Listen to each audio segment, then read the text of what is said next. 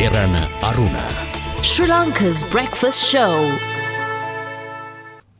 ආයුබෝවන් වණක්කම් good morning assalamu alaikum සුබ උදෑසනක් අද දෙරණ අරුණ සමග ඔබ එකතු වෙන්නේ අද 31 සෙනසුරාදා දවසක් ගෙවෙන්නේ ඔක්තෝබර් මාසේ අවසාන දවස. ඉතින් අද මේ දිගු සතියන්තේ බොහොම දිග විදිහට ගත කරන්න බොහොම නිවාඩු පාඩුවේ ගත කරන්න හිතාගෙන හිටියට එහෙම නොවිලා ඇති බොහෝ දෙනෙකුට මා හිතන්නේ බස්නාහිර පළාත තුල ඉන්න අයට වගේම තවත් ප්‍රදේශ කිහිපයක සිටින අයට ඉතින් කෙසේ වෙතත් මේක එහෙම නිවාඩු ගත කරන වෙලාවක් නෙමෙයි. කෙසේ වෙතත් දිගු සතියන්තයක් පුවත්පත් කිහිපයක් තියෙන්නේ පුවත්පත් ප්‍රමාණයෙන් අඩුයි වෙනදට වඩා. හැබැයි සිරස්වල වලින් අඩු වුණාට තොරතුරු වලින් අඩුවක් නැහැ. මොකද ලංකාවේ අංක 1 ප්‍රවෘත්ති නාලිකාවේ තොරතුරු වාර්තාවත් එක්කයි ඔබ මෙතන එකතු වෙන ලංකාවේ ප්‍රවෘත්ති නාලිකාව අදන 24 අපේ ප්‍රවෘත්ති නාලිකාව අප වෙබ් අඩවිය සහ සියලු තොරතුරුත් එක්ක ඔබට මෙතෙන් සිට තොරතුරු වාර්තා කරන්න යෙදෙනවා. අද මුලින්ම ප්‍රධාන සිරස්තල විදියට පුවත්පත් වාර්තා කරන කාරණා කිහිපයකට යමු වෙනවා. ඊයේ විශේෂ දවසක්. විශේෂයි කියන්නේ අපි කනගාටු වෙන්න ඕන දවසක්. මොකද ලංකාවේ කොවිඩ් ආසාදිතයින් සංඛ්‍යාව 10000 ඉක්මවා ගියා. 10000 සීමාව ඉක්මවා යාමම එක්තරා ආකාරයකින් කනගාටුදායකයි. ඉතින් කෙසේ වෙතත් ලෝකයේ අනෙක් රටවල් එක්ක බලනකොට අපි කොහෙද ඉන්නේ කියලා අපිට හදලා බලන්න පුළුවන් ප්‍රස්තාරේ වගුවේ කොහෙද ඉන්නේ කියලා. කිල්නොච්චිය දිස්ත්‍රික්කයේ හැරෙන්නට සෙසු දිස්ත්‍රික්ක 24න්ම ඊයේ උදෑසන වෙන විට වාර්තා වුණා කොවිඩ් ආසාදිතයෝ. ඒ අනුව තමයි 10105ක් ලෙස ලංකාවෙන් වාර්තා වෙච්ච කොවිඩ් ආසාදිතින් සංඛ්‍යාව ඉහළ ගියේ. ඉන් පුද්ගලයෝ 5804ක් තවදුරටත් රෝහල්ගතව ප්‍රතිකාර ලබන බව කොවිඩ් වැළැක්වීමේ ජාතික ක්‍රියාන්විත මධ්‍යස්ථානය වෙනුවෙන් යුද හමුදාපති ලුත්තන් ජෙනරාල් ශවේන්ද්‍ර සිල්වා මහතා ප්‍රකාශ කරනවා. මේ ආසාදිතයින්ගෙන් වැඩිම සංඛ්‍යාව 2960 දෙනෙක් ගම්පහ දිස්ත්‍රික්කයෙන්, කොළඹ දිස්ත්‍රික්කයෙන් ආසාදිතයන් 1760ක්, කළුතර දිස්ත්‍රික්කයෙන් ආසාදිතයෝ 261ක් මෙලෙස වාර්තා වෙලා තියෙනවා. කුරුණෑගලින් 144යි, පුත්තලමෙන් ආසාදිතයෝ 68යි, ගාල්ලෙන් ආසාදිතයෝ 55යි. කොවිඩ් පැතිරීම මේ ආකාරයට තමයි ඊයේ දවසේ සිද්ධ වෙලා තිබුණේ. මේ අතරම තමයි මේ අතර ඉස්තාමත් මේක සමාජ සම්ප්‍රේෂණයක්ද නැද්ද? ඉතින් මේ සම්බන්ධයෙන් විවිධ දේවල් කියනවා. නමුත් වසංගත රෝග විද්‍යාඥයින් සෞඛ්‍යංශ කියන දේවල් තමයි අවසාන විශ්වාස කරන්නට අපට සිද්ධ වෙන්නේ. මේ අතර PHI මහතුරුන්ගේ සංගමයේ සභාපතිවරයා ප්‍රකාශ කරන්නේ අද දවසේදී possible future COVID-19 community spread if situation not brought under control වාර්තා කරන්නේ අද දවසේදී මේ තියෙන තත්ත්වෙත් එක්ක ඉදිරි කාලයේදී මේක සමාජ සම්ප්‍රේෂණයක් දක්වා වර්ධනය වෙන්නට පුළුවන්. ඉතින් තාමත් මේ හඳුනාගත්ත ජාල සහ තොරතුරු ඔස්සේ තමයි ඊයේ තොරතුරුත් වාර්තා වෙන්නේ සහ මේ සියලු තොරතුරු වාර්තා වෙන්නේ. ඒ අනුව මේ අයට මේ වැළඳීම සම්බන්ධයෙන් හේතු වෙච්ච කාරණයක් තාමත් මුලයක් හොයා ගැනීමට හැකියාවක් තිබෙනවා. ඉතින් මුලින් ලද්දියරේදී නොහැකි වුණත් ඒ අවස්ථාව හොයා ගන්නට අදාළ පුද්ගලයාට කොහොමද වැළඳුනේ කියලා සොයාගෙන යාමේදී ඒ ජාල මතුවෙනවා. ඒ අනුව සම්බන්ධතා මතුවීමත් එක්ක තාමත් මේක සමාජ සම්ප්‍රේෂණයක්ද නැද්ද යන්න සම්බන්ධයෙන් බොහෝ දෙනා කතිකාවේ දෙනවා. නමුත් සමාජ සම්ප්‍රේෂණය යනු හුදකලාව කවුරුන් හෝ නොදනිව එකවර ඇතිවෙච්ච සිදුවීමක්. ඉතින් මේකත් එක්ක තමයි අපිට අහන්නට වෙන්නේ එහෙනම් අරහේ සිදුවීම මොකද්ද මෙහි සිදුවීම මොකද්ද කියලා. ඉතින් කෙසේ වෙතත් කියන්නේ තාමත් මේ සම්බන්ධව අදාළ ජාල සොයාගත හැකි බව. නැව් තටාකාංගනයේ සේවකයාගේ පවුලේ අයට කොවිඩ් ආසාදනය වෙලා තිබෙනවා. යනු තමයි කොළඹ නැව් තටාකාංගනයේ සේවය කර ඇති COVID-19 වෛරසය ආසාදනය වූ බණ්ඩාරවෙල හපුතලේ පදිංචි පුද්ගලයෙකුගේ බිරිඳට, දියණියට, බිරිඳගේ පියාට කොවිඩ් වෛරසය ආසාදනය වී ඇති බව වාර්තා වෙන්නේ. බිරිඳ සමග කාසල් රෝහලේ සායනයට යනවා එක් අයෙක්, ඔහුටත් කොවිඩ් ආසාදනය වෙනවා. මේ කතාව වෙන කතාවක්. මේ කතාවෙන් ඔබ ගත යුතු කාරණය විදිහට උපුටා දක්වන්න පුළුවන්. PCR එක කරලා තියෙද්දි PCR එකක් දුන්නා කියන්නෙම ඔබට යම්කිසි ආකාරයක මේ රෝගය වැළඳීමට ඇති ඉඩක් තිබෙන කෙනෙක්. ඔබ සැක සහිත කෙනෙක්. ආශ්‍රිතයන්ගේ හමුවේ ඉන්න කෙනෙක්. ඉතින් ඒ හින්දා ඔබට වාර්තා වෙනතුරු කරුණා කරලා එහෙම යන්න නැතුව ඉන්න කිව්වට ඔබ මෙහෙම ගියොත් මේකේ ප්‍රතිඵල ඉතා භයානකයි. PCR කරලා තියෙද්දි බිරිඳ සමග කාසල් රෝහලේ සායනයට ගිය අයට කොරෝනා, ආශ්‍රිතයෝ 79ක් ස්වයං නිරෝධායනයට, මත්තේගොඩ වෙළඳසල් 3ක් වසා දමා තිබෙනවා. ඒ අනුව ඔහු මේ වාර්තා කරන්නේ කොළඹ කාසල් වීදියේ කාන්තා රෝහලේ සායනයකට සහ වෙළඳසල් කිහිපයකට ගිය බව කියන පුද්ගලයෙකුට කොවිඩ් ආසාදනය වී ඇති බවට නිල වශයෙන් තහවුරු වෙනවා. ඔහු ගමන් කළ මත්තේගොඩ ප්‍රදේශයේ දෙමහල් තොගබාණ්ඩ අලවිසල් 2ක් ඇතුළු වෙළඳ ආයතන කිහිපයකට මුද්‍රා තැබුවා.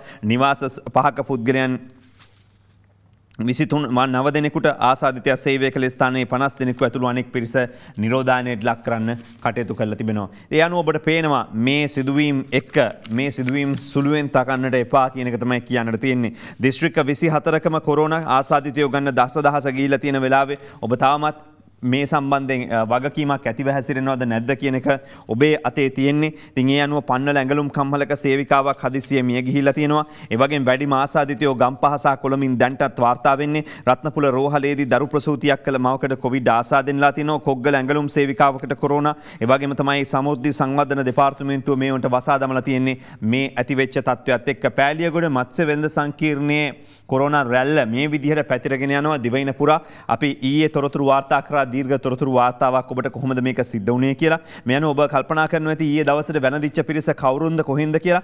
ඒකත් කියන එක වැදගත් හින්දාම තොරතුරු කියන්න මොකද පුවත්පත්වල මේ යවත් කාලින වෙච්ච තොරතුරු නෑ. අධ්‍යයන වෙබ් අඩවියට ගියොත් අධ්‍යයන SMS පණිවිඩයත් එක්ක ඔබ ඉන්නව නම් අනිවාර්යයෙන් මේ යවත් කාලින වෙච්ච තොරතුරු වලට යමු වෙන්න පුළුවන්. 633 දෙනෙක් ඊයේ දවසේ වාර්තා වෙලා තියෙනවා කොවිඩ් ආසාදිතයෝ විදිහට.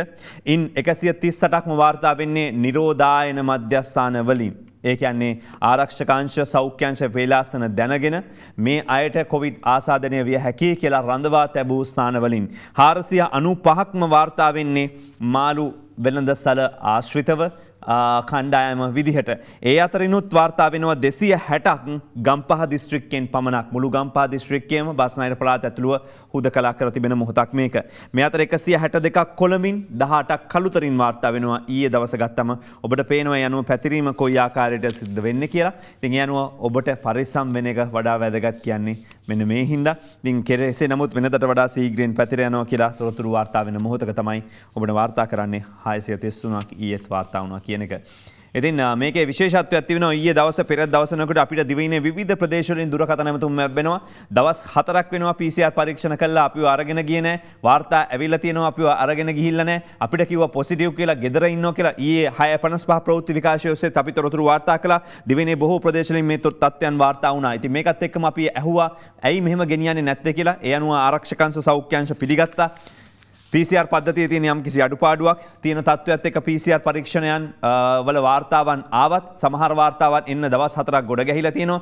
ආවත් ගෙනියන්න විදිහක් නැහැ. හරි තොරතුරු එන්න පරක් වෙනවා. ඉතින් කෙසේ වෙතත් ඊයේ රාත්‍රියේ වන විට බස් 16කින් මේ අදාළ පිරිස් අරගෙන ගියා කියලා තමයි සඳහන් වෙන්නේ. ඒ එක්කම මේ සතියන්තේ වෙනකොට මේ සියලු දෙනා නිවෙස් වල ඉන්න සියලු දෙනා රැගෙන යනවා කියලා සඳහන් කරනවා. තව දුරටත් යම් කිසි කෙනෙක් රැඳී සිටිනවා නම් PCR වාර්තාව ඇවිල්ලා ඒකෙන් පොසිටිව් කියලා නමුත් කවුරුත් ඔබ රැගෙන යන්න රෝහලට ආවේ නැත්නම් ඔබට වහා ආරක්ෂකංශ දැනුවත් කරන්න පුළුවන්, සෞඛ්‍යංශ දැනුවත් කරන්න පුළුවන්. ඒ පිළිබඳව මේ වෙලාවේ මතක් කරනවා යලිත් වතාවක්. මම හිතන්නේ අඩුපාඩුවක් තියෙනවා කියලා ඉතින් සෞඛ්‍යංශත් පිළිගන්නවා. ඉතින් සිදුවෙච්ච අඩුපාඩුව නැති කරන්න වැඩ කරනවා කියලා උනුත් කියනවා. ඉතින් ඒ හින්දා කාලය දෙන කැරෙන්න වැඩ කරන්න දෙන්නේ රටේ සාමාන්‍ය ජනතාව විදියටත් රටේ බලාපොරොත්තුෙන් මේක ඉක්මනට ඉවර වෙයි කියලා බලාපොරොත්තුෙන් ඉන්න පිරිසක් විදිහට අපටත්. ඉතින් කෙසේ වෙතත් PCR මැෂින් එක හදන්න විදේශගතව සිට පිරිස ඊයේ දවසේ මේ වැඩ කටයුතු ආරම්භ කළා. දැනට ඒවා හදාගෙන යනවා කියලා තමයි කියන්නේ. ඒ මුල්ලේරියාව රෝහල සම්බන්ධයෙන් කතා කරාම.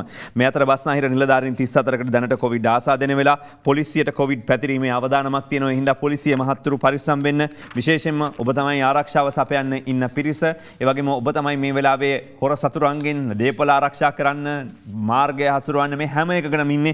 ඔබේ ආරක්ෂාව වැදගත්. බස්නාහිර පළාතට අනුයුක්තව රාජකාරී කරන පොලිස් නිලධාරීන් 43 දෙනෙකුට ඊයේ වෙනකොට කොවිඩ් ආසාදනය වෙලා තිබුණා. රාජකාරී කරපු නිලධාරීන් 120 දෙනෙකු නිරෝධායන මධ්‍යස්ථාන වෙත යොමු කරලා තිනවා. නිලධාරීන් 771ක් ස්වයං නිරෝධායනයට යොමු කරලා තිනවා කියලා පොලිස් ආරංචි මාර්ග කියලා තියෙනවා. කෙසේ වෙතත් කොළඹ අපරාධ කොට්ටාශයේ රාජකාරී කරන නිලධාරීන් 15 දෙනෙකුට ඊයේ වෙන විට කොවිඩ් ආසාදනය වෙලා තිබුණා. පොලිසියේ 1200ක් නිරෝධායනයට යවලා තියෙනවා. 60කට කොවිඩ් ආසාදනය වී ඇති බව අද ලංකාදීප පුවත්පතේ ප්‍රධාන සිරස්තලය විදියට වාර්තා කරනවා. ඒ අනුව තමයි පොලිසිය කියන්නේ මොවුන් සියලු දෙනාම දිවයිනේ විවිධ ප්‍රදේශවල රෝහල් වලට ඇතුල් කරලා තියෙනවා කියලා. මේන් නිලධාරීන් 300කට අධික පිරිසකට නිරෝධායන මධ්‍යස්ථාන වලට රඳවලා ඔවුන්ගේ ආරක්ෂාව තහවුරු කරලා තියෙනවා. විශේෂයෙන්ම මේ ඔවුන්ට අවශ්‍ය සෞඛ්‍ය පහසුකම් ලබා දෙනවා. මේ අතර කොළඹ අපරාධ කොට්ටාශයේ රාජකාරී කටයුතු කරමින් සිටි කොළඹ පොලිස් නිලධාරීන් 20කට ආසන්න පිරිසක් මෙහි සඳහන් කරන ආකාරයට කොවිඩ් ආසාදිතයෝ බව තහවුරු වෙලා තිබෙනවා. පසුගිය දින කිහිපය තුළ මිනුවන්ගොඩින් කිසිදු කොවිඩ් රෝගියෙක් වාර්තා වෙලා නැහැ. ගම්පහ දිස්ත්‍රික් ප්‍රාදේශීය සෞඛ්‍ය සේවා අධ්‍යක්ෂ වෛද්‍ය මිගාර ඈපා ප්‍රකාශ කරනවා. ඒ අනුව තමයි කෙසේ වෙතත් 29 වන දින වන විට ගම්පහ දිස්ත්‍රික්කය තුලින් කොරෝනා ආසාදිත රෝගීන් 112 දෙනෙකු හමු වෙලා තිබුණත් එයින් වත්තල සෞඛ්‍ය නිලධාරී කොට්ටාශය තුලින් 50 දෙනෙක් හමු වෙලා තිබුණත් ඉන් පස්සේ මිනුවන්ගොඩින් ගත්තම කිසිවෙක් හමු නොවී තිබෙන්නේ. මේක විශේෂත්වයක්. ඉතින් ඊයේත් අපි සඳහන් කරා ඉතින් මිනුවන්ගොඩ ස්පයික් එක බහැලා යනවා. ඉතින් මේකත් එක්ක තමයි අනික් පැත්තට මේ තව දින කිහිපයක් ගත වෙන්නේ මේ මාළු පොකුර එහෙම නැත්නම් අපිට කියන්නේ පෑලියගොඩ පොකුර සම්බන්ධයෙන් කතා කරන්න. ඉතින් ආරක්ෂක අංශ මේ ගැන කියනවා. සෞඛ්‍ය අංශ කියන තොරතුරු තමයි අපි ඔබට මෙසේ වාර්තා කරන්නේ. කොරෝනා දුරු කරන්න ජනතා සහාය අවශ්‍යයි කවුරු කොහොම කිව්වත් මේ නව සෞඛ්‍ය අධ්‍යක්ෂ ජෙනරාල් වෛද්‍ය අසේල ගුණවර්ධන මහත්මයාගේ ප්‍රකාශය පවතින COVID-19 වසංගත තත්ත්වය හමුවේ ජනතාව කටයුතු කළ ආකාරය ගැන ඒ මහතාගෙන් විමසලා තියෙනවා. ඒ අවස්ථාවේ තමයි කියලා තියෙන සෞඛ්‍ය සේවා අධ්‍යක්ෂ ජෙනරාල්වරයා මේ වෙනකොට ලෝකීය පුරාම තියෙන තත්ත්වයක් අපේ රටේ නව පොකුරු වාර්තා වුණා. දැන් වෙනකොට සෞඛ්‍ය අංශ සහ ත්‍රිවිධ හමුදා එකතු වෙලා මේ වසංගත තත්ත්වය පාලනය කරන්න කටයුතු කරමින් ඉන්නවා. සමහරක් ප්‍රදේශවල නිරෝධායන දිරි නීතිය සහ සංචාරක සීමා පනවලා තිනවා. ගන්න පුළුවන් උපරිම ක්‍රියාමාර්ග ගන්නවා කියලා එතුමා සහතික වෙලා තිබෙනවා මේ ආකාරයට. ඉතින් මේකත් එක්ක මතක් කරන්න පුළුවන් දැන් මේ විශේෂඥ වෛද්‍ය අනිල් ජාසිංහ මහත්මයා ඉන්න අවස්ථාවේදී සෞඛ්‍ය අධ්‍යක්ෂ ජෙනරාල්තුමා විදිහට තියෙන කාරණාත් බොහොම දේවල් එක්ක මාධ්‍ය අපි මේ කාලයක් කටයුතු කිරීමත් එක්ක මොන අඩුපාඩුකම් ප්‍රශ්න තිබ්බත් සෞඛ්‍ය ශාස්ත්‍රයේ විවිධ අය අතර කඹ ඇදීම් තිබුණත් ප්‍රශ්න තිබුණත් ගැටලු තිබ්බත් මේ ඔක්කොම එකට තියාගෙන කළමනාකරණය කරගෙන එතුමාට පළමු කොවිඩ් රැල්ල ආපු අවස්ථාවේදී යන්නට පුළුවන් වුණා. ඒ ගැන ඇගීමක් තියෙනවා. ඉතින් නමුත් එතුමාට උසස් වීමක් ලැබිලා ගියා කියලා තමයි සඳහන් වෙන්නේ අමාත්‍යාංශයට පරිසර අමාත්‍යාංශයට කෙසේ වෙතත්. නමුත් මෙවර ඒ තත්ත්වය දකින්නට තිබුණ නැහැ කියලා චෝදනාවක් තියෙනවා. ඉතින් මේ සම්බන්ධයෙන් අපිට අහන්නට පුළුවන් මොකක්ද මේ ප්‍රශ්නය? ඒ අවස්ථාවේ ඉඳලා අමාත්‍යාංශයේ ලේකම්තුමා විදිහට හිටපු මේජර් ජෙනරාල් සංජීව මුණසිංහ මහත්මයා ඒ වගේම ලේකම්තුමා සෞඛ්‍ය අමාත්‍යාංශයේ නව අධ්‍යක්ෂ ජෙනරාල්තුමා වෛද්‍ය අසේල ගුණවර්ධන මහත්මයා අද සෞඛ්‍ය සේවා අධ්‍යක්ෂ ජෙනරාල්තුමා පැමිණීමට නියමිතයි. අද දෙන්න බිග් ෆෝකස් වැඩසටහන සඳහා උදෑසන 11:30ට අපි බලාපොරොත්තු වෙනවා සජීවීව ඔබේ ප්‍රශ්නත් යොමු කරන්න. දැනට තියෙන සැබෑ තත්ත්වය සම්බන්ධයෙන් බලලත් නිලධාරියා වන්නේ සෞඛ්‍ය අධ්‍යක්ෂ ජෙනරාල්වරයා මේ නිරෝධායන නීතිය පැනවීමේ සිට සියල්ල සම්බන්ධයෙන් අපි බලමු ඔහුගෙන් ප්‍රශ්න කරන්න මේ තියෙන තත්ත්වය ගැන උදෑසන 11:30ට. මේ අතර පෙබරවාරියේ ඉඳලා මේ දක්වා PCR පරීක්ෂණ 4,90,563ක් කරලා තිබෙනවා කියලා සඳහන් කරනවා. ඉන් වැඩිම PCR පරීක්ෂණ ගාණක් කරලා තියෙන පහුගිය බදාදා PCR පරීක්ෂණ 11,552ක් සෞඛ්‍ය ප්‍රවර්ධන කාර්යාංශයේ දත් අනුව ඉකුත් පෙබරවාරි මාසයේ 18 වෙනිදා ඉඳලා මේ 29 වෙනිදා දක්වා කරලා තියෙන PCR පරීක්ෂණ සංඛ්‍යාව තමයි මෙලෙස උපුටා දැක්වුවේ. හරි තාක්ෂණයේ දුන්නා නම් පැයකට PCR 90ක් කරන්න තිබුණා. රජ වෛද්‍ය රසායනාගාර විද්‍යාඥ සංගමේ සභාපති රවි කුමුදේශ් මහත්මයා කියනවා ඊයේ එතුමා මේ චෝදනාවම එල්ල කර සිටියා. අද වාර්තා කරන්නේ දිවයින පුවත්පත මේ ගැන. මාතර රෝහල් 3ක් සූදානමින් ඉන්නවා කියලා කියනවා. මුලටියන නිරලම්පිටිය කොවිඩ් ආසාදිතයෙකුගේ බිරිය සහ ආගිය මේ රදාවල කිත්සිරිපුර නිවසක කාන්තාවකට කොවිඩ් ආසාදනය වුණා කියලා රෝග ලක්ෂණ වාර්තා වීමත් එක්ක තමයි මේ වන විට නිරෝධායන මධ්‍යස්ථාන ආරම්භ කරලා තියෙන මාතරත් ඒ අනුව තමයි කියන්නේ දැනට මාතර රෝහල් 3ක් මේ වෙනුවෙන් සූදානම් කර තිබෙනවා. ආන්දාපාන රෝහල පැරණි ගොඩනැගිලි දෙකක් ඒ සඳහා සකස් කරමින් පවතිනවා කියලා වැඩි දුරටත් කියනවා. මහජනතාවගේ සෞඛ්‍ය ආරක්ෂාව සුරක්ෂිත කරන්න මේ අවස්ථාවේ කියලා විපක්ෂීය විදිහට විපක්ෂීය නියෝජනය කරන එක්සත් ජාතික පක්ෂය අද ඉල්ලීමක් කරනවා. මේ පැතිර යන කොවිඩ් රැල්ල මර්ධනය කරන්න වහා පියවර ගන්න කියලා එක්සත් ජාතික පක්ෂය ආණ්ඩුවෙන් ඉල්ලා සිටින්නේ. ලෝක සෞඛ්‍ය සංවිධානයේ දෙවරි රැල්ලක් සම්බන්ධයෙන් නැවත අනතුරු අංගවල තියෙද්දි ජනතාව ආරක්ෂා කිරීමට නිසි පියවර නොගෙන රටේ කොවිඩ් වසංගත තත්ත්වය මැඩපවත්වලා තියෙනවා කියලා අදහස ආණ්ඩුව ප්‍රචාරය කරා කියලා තමයි මේ චෝදනාව විපක්ෂය විසින් අද එල්ල කරන්නේ. ඉතින් මේකත් එක්කම විශේෂයෙන්ම පොලිසිය සම්බන්ධයෙන් කතා කරනවා මේ අවස්ථාවේදී පොලිසිය පිළිබඳව අපිට කතා කරන්න වෙනවා. මොකද මේ අවස්ථාවේ විශේෂයෙන්ම පොලිසියට මේ පැතිර යාම වැළැක්වීම සඳහා අපි බලාපොරොත්තු වෙනවා පොලිසිය ප්‍රධානීන් සම්බන්ධ කරගන්න වැඩසටහන අතරතුරදී. අපි කොවිඩ් එක්කම අපි ගියොත් මේ නිරෝධායන මධ්‍යස්ථාන සහ මේ තත්ත්වයන් පිළිබඳව තොරතුරු වාර්තා කරන්න තවදුරටත් සැමියා නිරෝධායනය වෙද්දී බිරිය වැඩට ආවේ කොහොමද? සමුද්‍රි සංවර්ධන නිලධාරීන් ප්‍රශ්න කරනවා. සමුද්‍රි කන්තෝරුව වහන්නට සිදුවෙන්නේ මේ සිදුවීමත් එක්ක කියලයි ඔවුන්ගේ චෝදනාව එල්ල වෙන්නේ. ඊයේ සමුද්‍රි නිලධාරීන්ගේ සංවර්ධන නිලධාරීන් ප්‍රශ්න කළා කොහොමද බත්තරමුල්ල සෙත්සිරිපායේ සිව්වන මහල සමුද්‍ර සංවර්ධන දෙපාර්තමේන්තුවට මේ විදිහට කළමනාකරණ සහකාර නිලධාරණිය ආවේ කියලා. ඉතින් එම නිලධාරණියගේ සැමියා මත්ස්‍ය ව්‍යාපාරිකයෙක් වෙනවා. දෙපාර්තමේන්තුව ආරංචි මාර්ග කියන්නේ සතියේ දින 3ක් පමණ සේවයට එන මේ දෙපාර්තමේන්තුවේ නිලධාරීන්ට දන්වලා තියෙද්දි දින 3ක් එන්න කියලා. මේ නිලධාරණිය සතියේ දින 5ම සේවයට ඇවිල්ලා තිනවා කියලයි අද දවසේ වාර්තා කරන්නේ. සාමාන්‍යයෙන් තියෙන චෝදනාව රාජ්‍ය සේවයේ ඉන්නේ නැහැ කියලා. නමුත් ඇය දින 5ම ඇවිල්ලා තියෙනවා. ඉතින් මේක නවත්තන්න පුළුවන් දෙයක් නෙමෙයි. නමුත් ප්‍රශ්නේ තියෙන්නේ නිරෝධායනය වනවා නම් කොහොමද සේවයට ආවේ කියන එක. ඒ අනුව තවමත් තොරතුරු හරියට ගලා යන්නේ නැහැ. ජනතාව දන්නේ නැහැ. PCR පරීක්ෂණය කරන්න ඉස්සෙල්ලා කොහොමද හැසිරෙන්න ඕන කියලා බොහෝ මේ රටේ මෙච්චර මාධ්‍ය ඔස්සේ අවුරුද්දක් විතර ආසන්න කාලයක් දැන් කියලාත් ඒ අය දන්නේ නැහැ. එහෙම වුණා නම් හොරුන්ට හොරකම් කරන්න වෙන්නේ නැහැ නිදිපෙති පොලක් ගෙවල් වල ඉන්න අය. ඉතින් ඒ අනුව තවදුරටත් දැනුවත් කිරීම අවශ්‍ය බව තමයි පෙනී යන්නේ. මේ අතර තමයි කොළඹ නගරයේ දර්ශනයක් ඡායාරූප වාර්තාවක් අද ඉදිරිපත් කරන්නේ ලංකාදීප පුවත්පතේ ඡායාරූප වාර්තාව විදියට ලහිරු හර්ෂණ ඇඳිරිය ඇවිත් පාළුව රජ කරන සඳ කොහිවෙද යම් මගක් කුසගිනි නිවන ලෙද කියලා තමයි මේ දක්වා තිබෙන්නේ ඇඳිරි නීතිය පනව තිබිච්ච කොළඹ නගරයේ දිස් වෙච්ච අයරු. ඉතින් කොළඹ යාගත නොහැකි වෙච්ච සහ ගමට යන්න නොහැකි වෙච්ච විශේෂම දින 3ක් කියලා කිව්වේ. බොහෝ පිරිසක් මහමග ජීවත් වෙනවා. මම හිතන්නේ ඔබ ඊයේ දවසේ දකින්නට ඇති කියලා විශ්වාස කරනවා. ඔබ කොහෙද දකින්නද ඔබ ගෙදර? නමුත් අපිට සාමාන්‍යයෙන් මාධ්‍ය ආයතන විදිහට අපිට ඒ අවස්ථාව තිබුණා. ඊයේ රාත්‍රී බැලුවත් ඔබ දකිනවා ඇති රෝහල් චතුරස්‍රය ඉදිරිපිට විශාල පිරිසක් මේ විදිහටම යාචකයන් දුගින් මගින් බොහොමයක් රැඳී සිටිනවා. කොළඹ නගරේ කුමන කඩසාප්පු වසා තිබුණත්. නිරෝධායන පවුලකට කෑම බේත් ආණ්ඩුවෙන් දෙන්න මේ පවුල් වලට දෙන්න ගම්පහ කඩ ඇරියත් බඩු නෑ විජිත හේරත් මහත්මයාගේ චෝදනාව අද එල්ල වෙන්නේ ලංකාදීප පුවත්පතේ වාර්තාවේ. නිරෝධායනයේ ලක්ව සිටින පවුල් සඳහා ආහාර අත්‍යවශ්‍ය ඖෂධ වර්ග ලබා දීමේ ක්‍රමවත් වැඩපිළිවෙලක් ආණ්ඩුව මැදිහත්ව ක්‍රියාත්මක කළ යුතු ඇතැයි ජයපේ ප්‍රචාරක ලේකම් පාර්ලිමේන්තු මන්ත්‍රී විජිත හේරත් මහත්මයා කියනවා. මේ වන විට බස්නාහිර පළාතේ ඇඳිරි නීතිය ක්‍රියාත්මක කරනවා. ඇඳිරි නීතිය ඉවත් කළත් ගම්පහ ඇතුළු පොලිස් කොට්ටාශ ගණනාවක ඒ ක්‍රියාත්මක කරනවා. මේ සිටින පවුල් සඳහා ආහාර මල්ලක් දුන්නත් ඒ ප්‍රමාණවත් වෙන්නේ නැහැ. ඒ හින්දා ඔවුන්ගේ පවුල් වල සමාජිකයන්ට අවශ්‍ය වන ඖෂධ ලබා ගැනීමත් විශාල ප්‍රශ්නයක් වෙලා තියෙනවා. ඒ හින්දා ඔවුන්ට මේ දේවල් දෙන්න කියලා තමයි මේ විපක්ෂය ඉල්ලීම කරන්නේ. දැන් ඇත්තටම ගිය පාර රටටම ඇඳිරි නීතිය වැටෙනවා කිව්වන් පස්සේ පික්මිත් ආවා, ඌබත් ආවා, වෙන වෙනම කඩවල තියෙන බඩු අරගෙන පොඩි පොඩි වාහන ආවා, චූම්පාන් එකත් ආවා, ඔක්කොම ආවා. නමුත් මේ පාර ඇඳිරි නීතිය ක්‍රියාත්මක වීමත් එක්ක මේක ගම්පහට විතරක් හින්දාත් දන්නේ නැහැ බොහෝ අය එනවා අඩුයි. ඉතින් ඇත්ත කතාව වෙනදට තිබිච්ච මේ යාන්ත්‍රණ එකක්වත් ලොකුවට කිව්වට ක්‍රියාත්මක වෙන්නේ නැහැ. ඒ හින්දා ජනතාවට සහනය ලබා දීම වැදගත් වෙනවා කියන එක තමයි මේ අවස්ථාවේ කියන්න තියෙන්නේ. හැබැයි ඔක්කොම සහනය ආවත් ගෙදරට සල්ලි නෑ බඩු ගන්න බොහෝ දෙනෙකුට තියෙන ප්‍රශ්නේ. නිරෝධායනය වන පවුල් වලට රුපියල් 10000 බඩු මල්ල නිවසටම දෙනවා කියලා තමයි මේ අතර රජය කියලා තිබෙන්නේ. අද දවසේ COVID-19 වසංගත හේතුවෙන් නිවාසවලම ස්වයං නිරෝධායනය වන පවුල් සඳහා රුපියල් 10000ක් වටින බඩු මල්ලක් ඔවුන්ගේ නිවාස වෙතම නොමිලේ පිරිනැමීමේ වැඩපිළිවෙලක් රජයේ ක්‍රියාවට නංවනවා කියලා දිනමින කියනවා. ආර්ථික පුනර්ජීවන සහ දරිද්‍රතාවය තුරන් කිරීම සඳහා වන ජනාධිපති කාර්යසාධක බලකාය සභාපති බැසිල් රාජපක්ෂ මහතාගේ ප්‍රධානත්වයෙන් නර්ලියගහ මන්දිරයේ පැවතිච්ච සාකච්ඡාවේදී මේක 27 තිබිච්ච සාකච්ඡාවේදී තමයි කිව්වේ. ඉතින් කෙසේ වෙතත් නිවාස වලට යැවීමට සූදානම් කියලා කියනවා. පළතුරු වියලි ආහාර එළවලු මේ දේවල් ඇතුළු මල්ල රුපියල් 5000යි.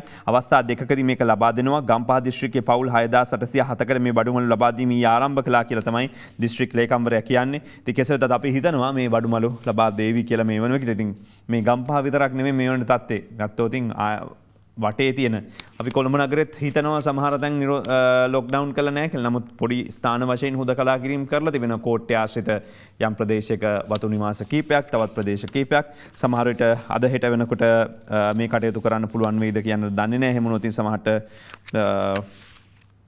ග්‍රෑන්ඩ් පාස් සමිට්පුර සමහර විට තියෙන තත්ත්වයන් එක්ක අවදානම් කලාප හින්දා මේ තත්ත්වෙට මුහුණ දෙන්න සිද්ධ වෙයි. අනවශ්‍ය ලෙස භාණ්ඩ රැස් කර ගැනීමෙන් වළකින්න කියලා මේ අතර සතොස සභාපති නුෂාඩ් පෙරේරා මහත්මයා ප්‍රකාශ කරනවා. අවශ්‍ය තරම් භාණ්ඩ සතොස ශාඛාවන්හි ගබඩා කරලා තියෙනවා. ඒ මහතා කියනවා මේ වන විට තියෙන තත්ත්වයක් එක්ක අනවශ්‍ය බියක් ඇති කරගත යුතු වන්නේ නැහැ කියලා. අවශ්‍ය ආහාර ද්‍රව්‍ය නිවසටම ගෙන්වා ගැනීමට ඔබට හැකියාව තිබෙනවා කියලා කියන්නේ. ඒ අනුව තමයි සතොස සියලු ශාඛා හරහා මේව ක්‍රියාත්මක කරනවා කියලා සඳහන් කරන්නේ. ඉතින් හැබැයි කොහොම කිව්වත් ලුණු සම්බන්ධයෙන් නම් ප්‍රශ්නයක් තියෙනවා. බොහෝ තැන් වලට ගියාම ලුණුත් නැහැ. සමහර තැන්වල ඒව ගන්නත් නැහැ. නිරෝධායන ඇඳිරි නීතිය සම්බන්ධයෙන් අද පුවත්පත් කිහිපයක තොරතුරු වාර්තා කරනවා. ඉන් කිහිපයක් තමයි නිරෝධායන ඇඳිරි නීතිය ඇස්සේ කොළඹ තරු හෝටලයක මගුලක් පවත්වලා තියෙනවා. ඒකට නඩු දානවා කියලා තමයි අජිත් රෝහණ මහත්මයා කියන්නේ. මේ සිද්ධිය සම්බන්ධයෙන් කොල්ලුපිටිය පොලිසිය විමර්ශනයක් ආරම්භ කර ඇති බව සඳහන් කරනවා. කෙසේ වෙතත් බස්නාහිර පළාතේ නිරෝධායන ඇඳිරි නීතිය පනවා තිබියදී විවාහ ගිවිස ගැනීම පැවැත්වූ පුද්ගලයන්ට වගේම අදාළ හෝටලේ කළමනාකාරීත්වයට එරෙහිව නිරෝධායන නීතිය යටතේ නඩු පැවරීමට පියවර ගන්නවා කියලා අජිත් රෝහණ මහත්මයා කියනවා. ඊයේ මේකේ සමාජ ජාල ඔස්සේ නම් කිව්වේ පාර්ලිමේන්තු මන්ත්‍රීවරයෙකුගේ පුතෙකුගේ මංගල උත්සවයක් කියලා. ඒක එහෙමද කියලා අහන්න වෙන්නේ එතුමගෙන්ම තමයි.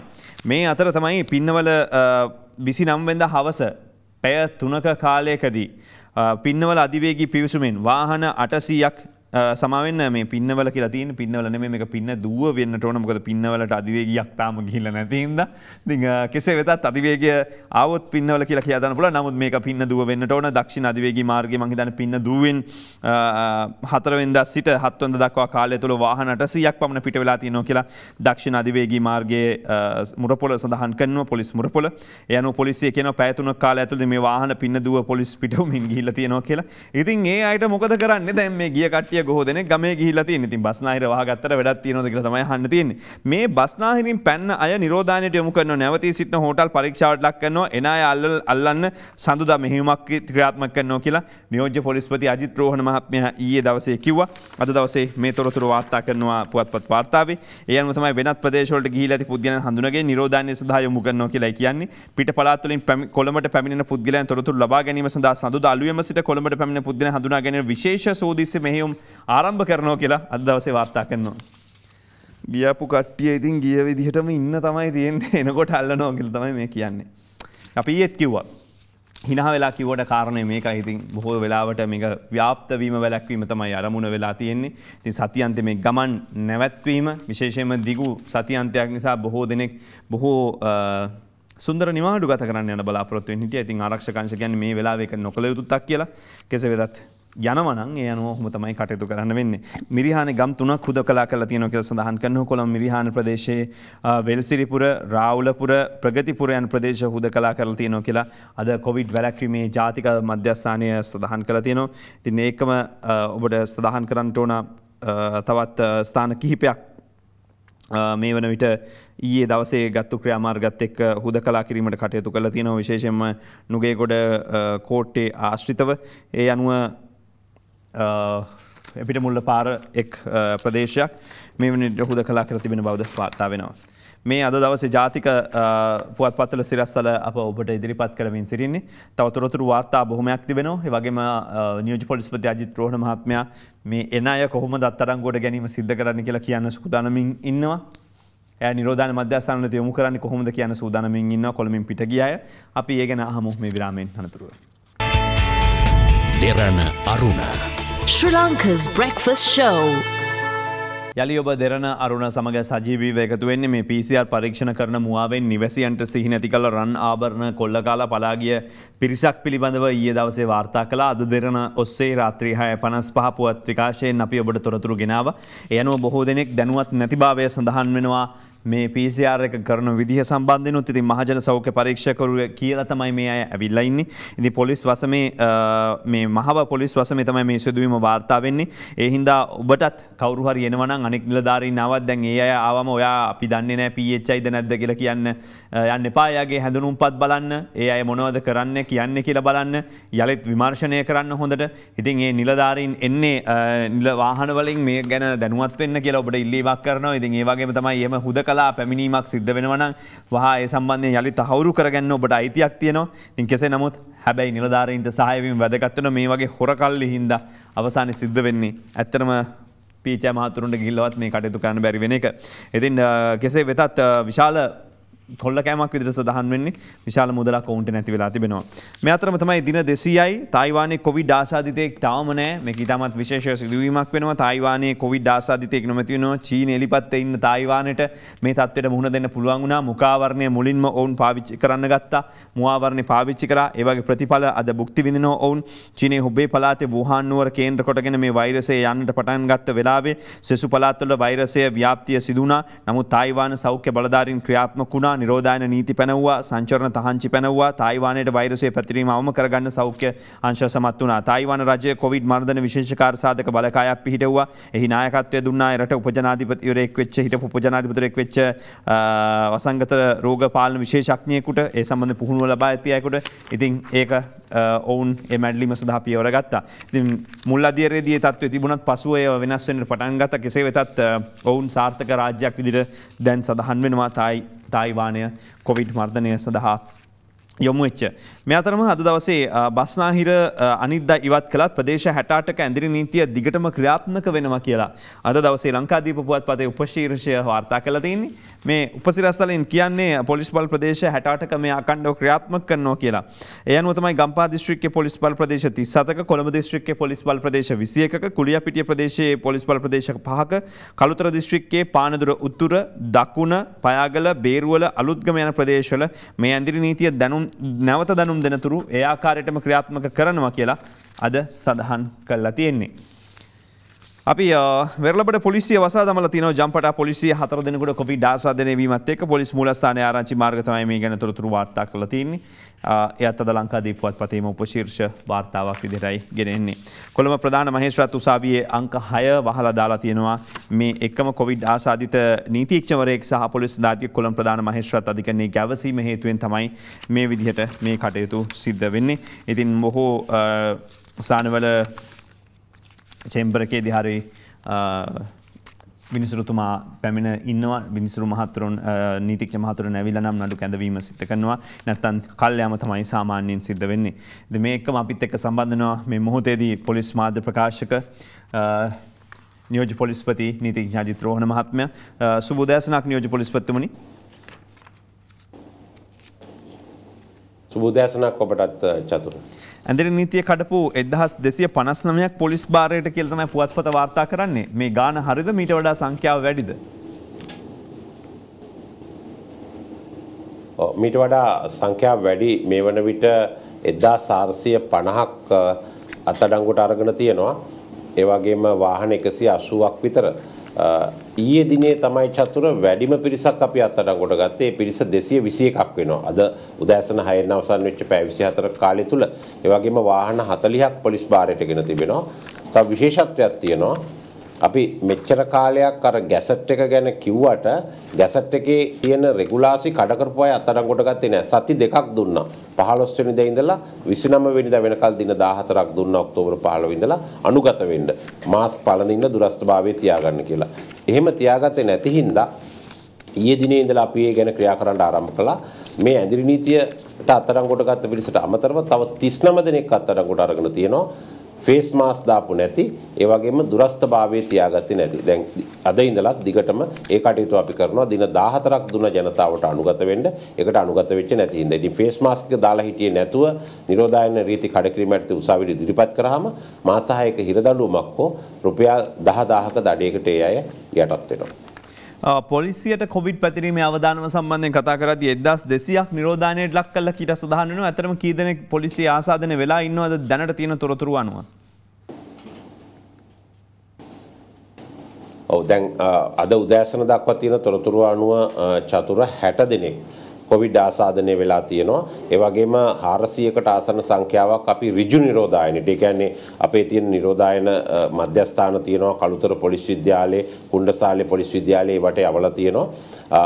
සමීප ආශ්‍රිතයෝ ඊට අමතරව ඔය කියන 1000කට 1100කට විතර ආසන්න සංඛ්‍යාවක් ඒ බැරැක්ක තුලම කඳවුරු තුලම නිරෝධායනය කරලා තියෙනවා. අතරම චතුර මේකත් ඇති වුණේ අර මේ මුලින්ම පෑලියගොඩ පොකුරත් එක්ක හේතුව මේ මුලින්ම මේ රෝගය වැළඳුනේ අපේ භෝජනාගාර පාලකවරුන්ට. පොලිස් ස්ථානවල ඉන්න පොලිස් කොස්තාපල් සැරයන් ශ්‍රේණිවල අය පෑලියගොඩට ගිහිල්ලා තිබුණා මාළු මිලදී ගන්න ඒ පොලිස් වල භෝජනාගාර වලට. ඒකෙත් තමයි මේ ව්‍යාප්තිය උනේ. නැත්නම් අර රාජකාරී කරන පොලිස් ප්‍රධාරීන්ට එහෙම වැළඳුන්නේ නැහැ. මොකද ඒගොල්ලොන්ට අපි සියලුම උපාංග දීලා තිබුණා, ඇඳුම් දීලා තිබුණා, ග්ලව්ස් දීලා තිබුණා, මුහුණු ආවරණ දීලා තිබුණා. පාරේ ඉන්න කාටවත් මේක වැළඳුන්නේ නැහැ මුලින්ම. මේකෙන් තමයි මේ ව්‍යාප්තිය සිද්ධ වුනේ. කෙසේ වෙතත් පොලිස්පතිතුමා සියලු ක්‍රියාමාර්ග අරන් තියෙනවා. මේක පාලනය කරන්න මේ වන විට ඒ අය වෙන් කරලා තියෙනවා. නමුත් පොලිස් ස්ථාන යම් තැන්වල සුළු වේලාවකට වැහුණා. කටයුතු අත්හිටෙවුවා. නමුත් ඒවා සියල්ල දැන් යථාවත් කරලා තියෙනවා. ඒවා විෂ බීජ හරණයට ලක් කරලා වෙනත් පොලිස් නිලධාරීන් යොදලා ඒ කටයුතු සිද්ධ කරනවා. අනෙක් පැත්තෙන් මේ අපේ ඇතුලේ ඇතිවෙච්ච ආසාදිත තත්ත්වය පාලනය කරන්න සියලු ක්‍රම අනුගමනය කරලා තියෙනවා. සමහර වෙලාවට නිවාසවල ගැටලුකාරී තත්ත්වයක් තියෙනවා. විශේෂයෙන් බස්නාහිර පළාතේ මේ ඇඳිරි නීතිය පැනවීමත් එක්ක සූදානම් නොවිච්ච අය ඉන්නවා. එය සඳුදා දැනට තියෙන තත්ත්වය අනුව ඉවත් කිරීමක් සිද්ධ වෙනවද? එහෙම නැත්නම් එයත් දිගටම ක්‍රියාත්මක වෙනවද? එය දැන් අපි පොලිස් වසම් 68ක ඇඳිරි නීතිය ක්‍රියාත්මක වුණානේ. ඒ 68ට අලුතෙන් 49ක් එකතු වුණා. ඒ අනුව තමයි 117ක ඇඳිරි නීතිය දැනට ක්‍රියාත්මක වෙන්නේ. ඒතකොට මේ 49 ඉවත් වෙනවා දැනට තියෙන තත්ත්වය අනුව. අර අනිත් 68 ඒ ආකාරයටම ක්‍රියාත්මක වෙනවා. දැන් ඒකත් එක්ක චතුර විශේෂයෙන්ම සඳහන් කරන්න ඕනේ මම හිතන්නේ අද පුවත්පත්වලත් පළ වෙලා තියෙනවා. දැන් මේ බස්නාහිර පළාතෙන් පිටතට ගියපු අය සම්බන්ධව. දැන් ඊයේ පොලිස් මූලස්ථානයේ පැහැදිලි චක්‍රලේඛනයක් නිකුත් කරා යම් කිසි කෙනෙක් බස්නාහිර පළාතේ පොලිස් වසම් 112 හරි කුලියාපිටිය ප්‍රදේශයේ පොලිස් වසම් 5ක හරි ඉඳලා ලංකාවේ වෙන ප්‍රදේශයකට ගිහිල්ලා තියෙනවා නම් 29 වෙනිදා හරි 30 වෙනිදා හරි ඒගොල්ලන් ඒ ප්‍රදේශවල හෝටලයකට සංචාරක නිකේතනයකට එහෙම නැත්නම් නවාතැන් පොලකට විශ්‍රාම ශාලාවකට නිවසකට ඇවිල්ලා තියෙනවා නම් ඒ අය සියලු දෙනාම ඒ ස්ථානවලම තියලා දින 14ක නිරෝධායනයට ලක් කරන්න කියලා. මේක සෞඛ්‍ය ක්‍රියාමාර්ගයක් දඬුවමක් නෙමෙයි. මොකද මේගොල්ලෝ ගිහිල්ලා තියෙන්නේ ආසාදිත ප්‍රදේශයක ඉඳලා ඒ නිසා දැන් ඒ ඉන්න තැන්වලම කතරගම වෙන්න පුළුවන්, නුවරඑළිය වෙන්න පුළුවන්, ත්‍රිකුණාමලය වෙන්න පුළුවන්, ඇල්ලේ වෙන්න පුළුවන්, අනුරාධපුරේ වෙන්න පුළුවන්. ඒ අය නිරෝධායනයට ලක් කරනවා ඉන්න තැන්වලම දින 14ක්. එතකොට ඒක ඉවර වෙන්නේ ඔක්තෝබර් 12. ඊට පස්සේ ඒ අයට විරුද්ධව අපි අධිකරණයේ නඩු පැවරීමට ක්‍රියා කරනවා. දැන් එහෙම අහුවෙන්නේ නැති පිරිසක් ඉන්නවා නම් චතුර ඒ අය සඳුදා උදේට දැන් සමහරලාට වෙනත් තැන්වල ඉන්න පුළුවන් පොලිසියටත් අහුවෙන්නේ නැති ඒ අය සඳුදා උදේට අපිට අඳුනා ගන්න පුළුවන්. නැවත බස්නාහිර පළාතට එනකොට ඒ එන අවස්ථාවේදී අඳුනාගෙන බස්නාහිර පළාතට ඇතුළු වෙන ස්ථානවල මාර්ග බාධක වලින් ඒ අයත් ස්වයං නිරෝධායනයට ඒ අයත් නිරෝධායන කටයුත්තට යොමු කරලා සෞඛ්‍ය බලධාරීන්ගේ අවසර ලබාගෙන දවස් 14කට පස්සේ ඒ අයටත් නඩු පවරනවා. ඊට අමතරව Facebook එකේ Instagram වල දාලා තිබුණා අපි වෙලාවට පැන්නයි කියලා කට්ටිය. ඒ අය ගැන මේ අන්තර්ජාලය හරහා අපි මෙහෙයුමක් දියත් කරලා තියෙනවා තාක්ෂණික සහාය ලබාගෙන ඒගොල්ලන්ගේ ඊමේල් ඇඩ්‍රස් ඒ Facebook ඇඩ්‍රස් අරගෙන ඒ අයට එරෙහිවත් අපි ක්‍රියා කරනවා. මේක කැමැත්තෙන් නෙමෙයි කරන්නේ. නමුත් රෝගිය ව්‍යාප්ත වීම වළක්වන්න නම් අනිවාර්යයෙන්ම මේ ක්‍රියාමාර්ග ගන්න පොලිසියට සිද්ධ වෙලා තියෙනවා. මාර වැඩේ වෙන්නේ සමහර අය දාලා තිබුණා අපි දැක්ක ගම්පොලට ආවා අපි වේලාසන ආවා වේලාසන සූදානම් වෙලා ආවා කියලා. දැන් ඔබතුමාලා කොහොමද ඇත්තටම අඳුරගන්නේ පහුගිය සිකුරාදා ගිය කට්ටියද මේ කට්ටිය කොළඹින් පිටතට? ඊට ඉස්සෙල්ලා කොළඹින් පිටත ගිය කට්ටියද? ඒතකොට සඳුදා උදේ එනකොට කොහවදද මේ අය ගියේ හරියටම කියලා කොහොමද අඳුරගන්නේ මේ කිව්වට මේක කරන්න පුළුවන් වැඩක්ද?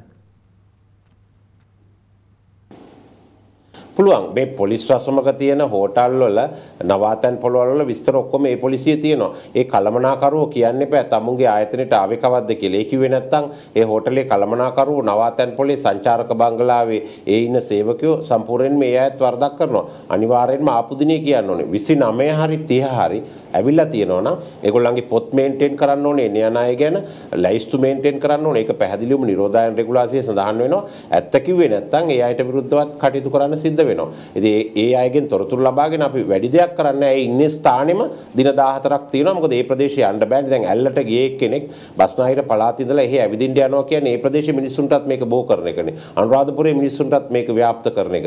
එහෙම නැත්නම් තව විදියකින් බැලුවොත් අපි පොතුවිල් හරි පානම හරි ඒ පැත්තට අරුගම්බේ හරි ඒ අයටත් මේක බෝ කරනවා කියන එක. ඉතින් ඒ නිසා මේ නිරෝධායන ක්‍රියාමාර්ග ගන්න ඕනේ. මේක දඬුවමක් නෙමෙයි.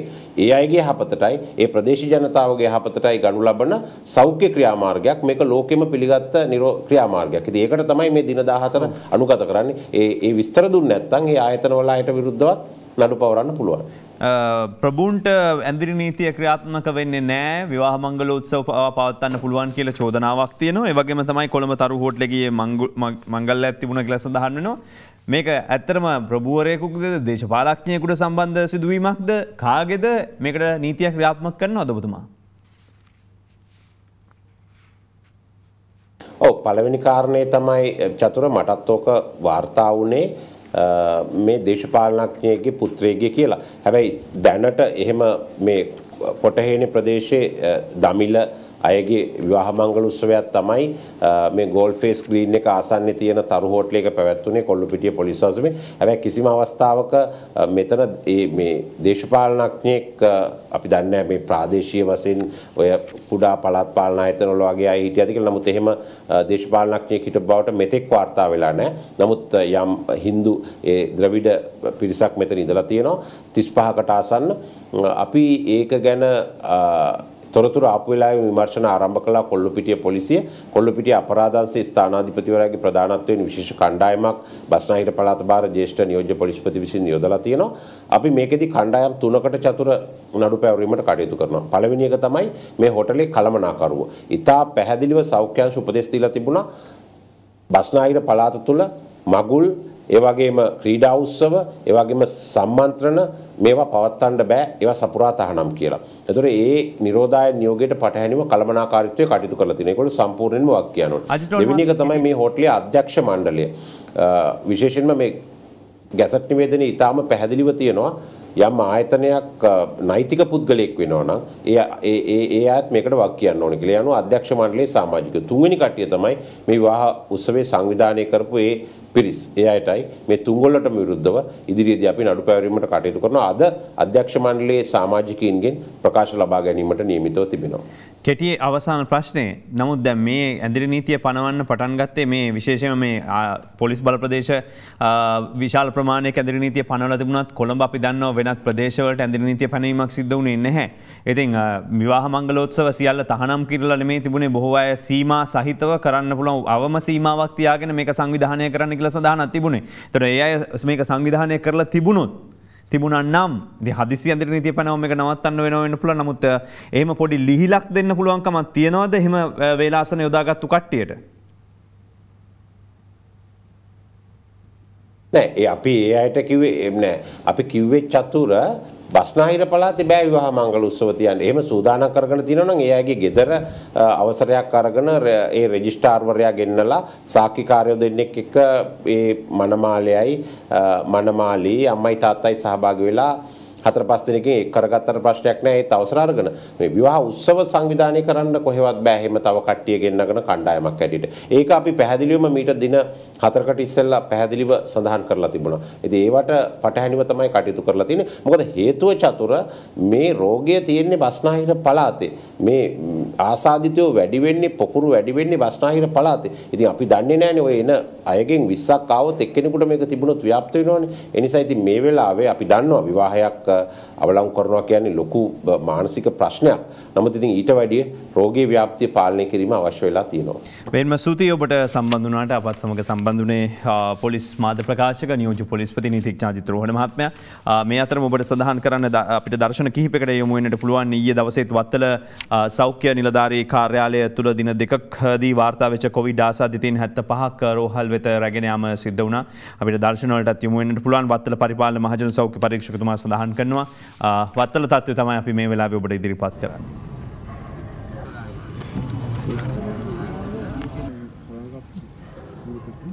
වත්තල සෞඛ්‍ය නිලධාරී කාර්යාලය තුළ දින 2ක් තුළ වාර්තා වුණු කොවිඩ් ආසාදිතයන් 75 දෙනෙක් අදාළ රෝහල් කරා පිටත් කර යැවීමක් රාත්‍රී ජාමයේ මේ සිදු වෙන්නේ පිරිමි පාර්ශවයේ පමණයි.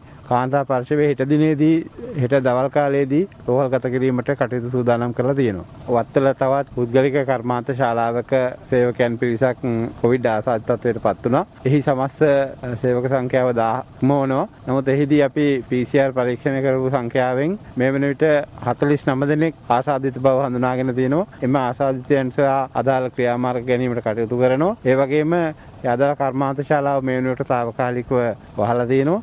අපිට 120ක විතර ප්‍රමාණයක් පරීක්ෂා කිරීමෙන් අනතුරුව තමයි 49 දෙනෙක් වගේ ප්‍රමාණයක් ආසාදිත බව හඳුනාගෙන තියෙන්නේ මේ වෙනුවට.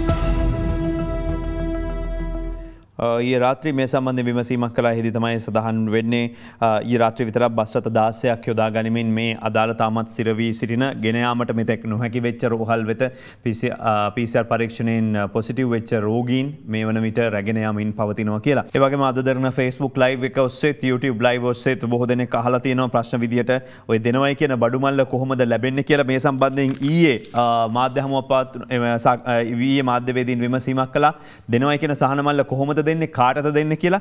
මේ ඒ ගැන ඊයේ දවසේ ගම්පහ දිස්ත්‍රික් සංවර්ධන කමිටුවේ සභාපති පාර්ලිමේන්තු මන්ත්‍රී සහන් ප්‍රදීප් මහතාගේ ප්‍රකාශය. රුපියල් 5000ක මුදල ලබා දීම සඳහා මේ වෙනකොටත් දිසාපතිතුමාට ප්‍රතිපාදන මුදලෙන් කොටසක් කෝටි 42ක මුදලක් වැය වෙනවා. ඒ කෝටි 42 මුදලෙන් අපි දෙවනිදා අඟහරුවාදා පටන් ගන්නවා ගම්පහ දිස්ත්‍රික්කයේ ජනතාවට රුපියල් 5000 සහනාධාරය ලබා දෙන්න. නොවැම්බර් මාසේ 10 වෙනිදා වෙනකොට ගම්පහ දිස්ත්‍රික්කයේ පවුල් 4,84,000කට බෙදලා ඉවර කරන්න බලාපොරොත්තු වෙනවා. ඒ වගේම තමයි නිරෝධායන පවුල් සඳහා ජනාධිපති කාර්ය සාධන බලකායේ ප්‍රධානී ගරු බැසිල් රාජපක්ෂ මැතිතුමාගේ උපදෙස් මත ගම්පහ දිස්ත්‍රික්කයේ නිරෝධායන වන පවුල් සඳහා රුපියල් 10000ක වියලි සලාක ලබා දෙන්න තීන්දුව කරලා තියෙනවා. ඊයේ දවසේ ඉඳන් නිරෝධායන වන පවුල් සඳහා මේ මුදල ලබා දෙන්නට දැනටමත් දිසාපතිතුමා හරහා සියලුම ප්‍රාදේශීය ලේකම්වරුන්ට සියලුම ග්‍රාමීය කමිටු වලට උපදෙස් ලබා දීලා තියෙනවා. පළවෙනි සතියේ රුපියල් 5000ක එළවලු පළතුරු සහිත සලාකයක්, ඊළඟට දෙවනි සතියටත් රුපියල් 5000ක එළවලු පළතුරු සහිත වියලි සලාකයක් රුපියල් 10000ක් වටිනාකම රුපියල් 10000ක් වෙනවා. මේ බාණ්ඩ බෙදීමේ තත්ත්වය විශේෂයෙන්ම මනුසද්දරණ සම්බන්ධන විමසීමක් කරන බොහෝ ස්ථානවලට මේ තියෙන තත්ත්වයත් එක්ක නිරෝධායන ඇඳිරි නීති තත්ත්වයත් එක්ක බාණ්ඩ ගෙන යාමේදී ප්‍රශ්න ගැටලු තත්ත්වයක් තිබෙනවා. ඒ වුණත් විවිධ පුද්ගලයන් හරහා විවිධ කණ්ඩායම් හරහාත් අප මේ අවස්ථාවේදී ඒ සහන සැලසීම් ක්‍රියාන්විතේ මනුසද්දරණ ඔස්සේද ක්‍රියාත්මක කරනවා. විශේෂයෙන්ම මතුගම ආශ්‍රිත ප්‍රදේශයට ඒ වගේම ගම්පහ සහ කොළඹ සමහර ප්‍රදේශවලට පුඩලුවේ නගරයේ දින කිහිපයක් වසා දමලා තියෙනවා. වෙළඳ සංගම් තීරණය කළා තියෙනවා මේ වසා දැමීමත් එක්ක ඒ අනුව ඉදිරි කටයුතු පවත්වාගෙන යන්නේ කොහොමද කියලා දැනුවත් කරන්න. විශේෂයෙන්ම සංචාරන සීමා පැනවීමත් එක්ක තමයි COVID-19 ආශ්‍රිතයන් මුලින්ම මේ ප්‍රදේශයෙන් හඳුනාගන්න නිරෝධායන මධ්‍යස්ථාන වෙත යොමු කළා තියෙනවා. තලවකැලේ පුඩලුවේ වටකොඩ කොත්මලේ යන ප්‍රදේශවලින් තමයි ඔවුන් මේ විදිහට හමුුණා කියලා වාර්තා වෙන්නේ. කුරුණෑගල නගරයේ කඩසාප්පු වසා දමලා තියෙනවා මේ වන විට මේ තියෙන තත්ත්වයන් එක්කම විශේෂයෙන්ම කුරුණෑගල නගර සභා කම්කරුවන් 6 දෙනෙකුට COVID ආසාදනය වීමත් එක්ක තමයි මේ තීරණය ගන්නේ. ඔවුන් ආගිය තැන් පිළිබඳ විමර්ශන වාර්තාවක් ලැබිලා තියෙනවා. ඒකත් එක්ක ව්‍යාපාරිකයන් දෙදෙනෙකුටත් මාළු ව්‍යාපාරිකයන් දෙදෙනාට COVID වාර්තා වෙලා තියෙනවා. COVID තත්ත්වයන් ඒකත් එක්ක මේ ක්‍රියාමාර්ග අරගෙන තියෙනවා. කටින පින්කම් වලට 5 නමක් ගිහියන් 30ක් ප්‍රමාණවත් කියලා තමයි බෞද්ධ කටයුතු කොමසාරිස්වරයා දන්වලා තියෙන්නේ. යනුව සුනන්ද කාර්යපෙරුම මහත්මයාගේ ප්‍රකාශයත් එක්ක අද ලංකාදීප පුවත්පතේ උපශීර්ෂයක් ගෙනෙන්නේ සෞඛ්‍ය උපදෙස් පිළිපදමින් කටින පින්කම් පැවැත්විය යුතු වෙනවා. ඊට සහභාගී වන සදහැවතුන් තොරතුරු වාර්තා ලබා ගැනීම වැදගත් වෙනවා. එයාගේ තොරතුරු පන්සලේ ස්වාමින් වහන්සේ අනිවාර්යයෙන්ම රැස් කර තබා ගැනීම ඉතා වැදගත් වෙනවා. රාජ්‍ය කටින මහෝත්සවය 7-8 සෝමාවතී පුදබිමේදී පැවැත්වෙනවා. ජනපති ප්‍රධානත්වයෙන් එය පැවැත්වෙනවා කියලා සඳහන් කරන්නේ. ඒ අනුව තමයි දෙවැනි පරාක්‍රම බාහු රජ සමයෙන් පසු රාජ්‍ය අනුග්‍රහයෙන් කටින මහෝත්සවයක් පැවැත්වෙන පළමු අවස්ථාව මෙයයි කියලා තමයි සඳහන් කරන්නේ. විදිහට සෝමාවතී ඉතින් කෙසේ වෙතත් කපු වගා කරලා නූල් කටලා මේ නූලෙන් වියපු කපුරදි භාවිතා කරලා කටින චීවරය මහලා පඬු පොවලා සාංගික කිරීම රජ දවසේ පැවතිච්ච චාරිත්‍රයක්. ඒ සිහි ගන්නමින් තමයි කටින චීවර සැකසීම සඳහා අවශ්‍ය නූල් පස්වරුවේ ඊයේ ජනාධිපති නිවසේදී රාජ්‍ය මන්ත්‍රී දයාසිරි ජයසේකර මහතා වෙත බාර දීලා තියෙන්නේ. නිවසේ සිට වැඩ කිරීම යලි ආරම්භ කරන්න කියලා ජනාධිපති ලේකම්තුමාගෙන් චක්‍රලේඛයක් නිකුත් වෙනවා. ආචාර්ය පී.බී. ජයසුන්දර මහත්මයා මේ චක්‍රලේඛය ඊයේ රාජ්‍ය ආයතන ප්‍රධානීන්ට යවලා තිනවා. ඒ අනුව 20 අප්‍රේල් මැයි දක්වා කාලවල ක්‍රියාත්මක කරපු ආකාරයටම නිවසේ සිට වැඩ කිරීමේ කාලය තුළ ලැබූ අත්දැකීම් උපයෝගී කරගෙන අත්‍යවශ්‍ය සහ වෙනත් සේවා සම්පාදනයට විකල්ප සැලසුම් සකස් කරගෙන මේ කටයුතු ක්‍රියාත්මක කරන්න කියලා කියන්නේ. පෙරෝරට ඉතිහේ සිට පස්වරු 4:15 දක්වා ඇඳිරි නීතිය පනවා නැති අවස්ථාවක අවශ්‍යතාව අනුව ආයතන ප්‍රධානියට මේක වෙනස් කරන්න පුළුවන්. නැත්නම් මේ වෙලාවේ නිවසේ ඉඳලා රාජ්‍ය සේවකයෝත් වැඩ කරන්න ඕන. දේශපාලන පරිගැනීම් සෝපු ජනාධිපති කොමිසමේ අවසන් වාර්තාව නොවැම්බර් මුල් සතියේ ජනාධිපතිවරයාට ලබා දෙනවා කියලා සඳහන් කරන්නේ. යහපාලන ආණ්ඩු සමයේ සිදු වූ දේශපාලන පරිගැනීම් සොයා බැලීමට පත් කළා මේ කොමිටුව.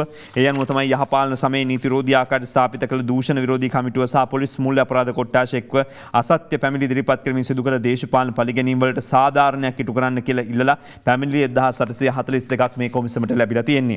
යෝෂිත අධිකරණ ඉදිරිපත් කිරීම කඩුවල මහේස්ත්‍රාත්ගේ නිල දුරකථනයේ සවිස්තරාත්මක වාර්තාවක් ගන්න ජනාධිපති කොමිසම ඉල්ලීමක් කළා තියෙනවා මේ අවස්ථාවේදී. එහිදී විශ්‍රාමික විනිසුරු උපාලි අබේරත්න මහත්මයා මේ සම්බන්ධයෙන් දැනුවත් කිරීම කරලා තියෙනවා කියලා තමයි අද දවසේ සඳහන් කරන්නේ. විදේශ ණය ගෙවීම පැහැර හරින්නේ නැහැ. කුමන තත්ත්වයක් යටතේ වුණා ශ්‍රී ලංකාවේ විදේශ ණය ගෙවීම පැහැර හරින්නේ නැහැ කියලා විදේශ අමාත්‍ය දිනේෂ් ගුණවර්ධන මහතා ප්‍රකාශ කළ තියෙනවා ලෝක බැංකුව නියෝජිතයින් හමුවේ. MCC අත්සන් කළොත් ජනතාව පාරට බහීවි කියලා ජනතා විමුක්ති පෙරමුණේ ජාතික සංවිධායක බිමල් රත්නායක මහත්මයා පැළවත් පක්ෂ මූලස්ථානයේ පැවති මාධ්‍ය හමුවේදී ප්‍රකාශ කර සිටියා. MCC ගිවිසුම අත්සන් නොකරන්නයි ජනවරමක් ඇති තිබෙනවා. ඒ අනුව ඒ ගිවිසුම සම්බන්ධ ජවි මුල සිට හෙළිදරව් කළ නිසා ඊට විරුද්ධව ජනතාව සංවිධානය කරන්න පුළුවන් ඕනම වෙලාවක කියලාත් එතුමා මතක් කර සිටිනවා. මෙතන මේ ඊයේ වාර්තා වෙච්ච ලෝක තත්ත්වයන් සම්බන්ධව වාර්තා කිරීම වැදගත් වෙන ඔබ දන්නවා ඊයේ භූකම්පනයක් සිදු වුණා. අපිට දර්ශන බලන්න පුළුවන් තුර්කියට සහ ග්‍රීසියට මේ භූකම්පනයේ ප්‍රතිඵල ලැබුණා. ඒ අනුව මේ එහි දර්ශන ඔබ දකින්නේ ජෙන් මුහුදේ ඊයේ වාර්තා වෙච්ච රිච්ටර් මාපාංක 7ක ප්‍රබලත්වයකින් යුතු භූකම්පනය නිසාවෙන් ග්‍රීසිය සහ තුර්කියේ 22 දෙනෙකු ජීවිතක්ෂයට පත් වෙලා තිනවා. බොහෝ දේපල අලාභහානි සිදු වෙලා තිබෙනවා. වෙරළබඩ ප්‍රදේශවල සුළු සුනාමි තත්ත්වයක් හටගෙන තියෙනවා. ඉතින් බිය වෙච්ච බොහෝ දෙනෙක් වීදි දිගේ දිව ගියා කියලා ඊ ජාත්‍යන්තර මාධ්‍ය වාර්තා කළේ. තුර්කියේ ස්මිර් නගරයට දැඩි හානි සිදු වෙලා තිබෙනවා. මේ නිසාවෙන්ම නගරාධිපතිවරයා කියනවා ගොඩනැගිලි 20ක් පමණ සම්පූර්ණයෙන්ම කඩා වැටිලා තියෙනවා කියලා. මෙතර සුන්බුන් වලට යට වෙලා 70 දෙනෙකු පමණ බේරා ගැනුණා. භූකම්පනයේ හේතුවෙන් 786ක් පමණ තුවාල ලැබලා තියෙනවා කියලා සඳහන් වෙනවා. ඉතින් විශේෂයෙන්ම 1999 මේ වගේම භූකම්පනයක් ඇති වුණා. 17000ක් පමණ මිය ගියා ඔබට මතක ඇති. මීට ඉස්සෙල්ලා වාර්තා වෙච්ච සිදුවීම් එක්ක.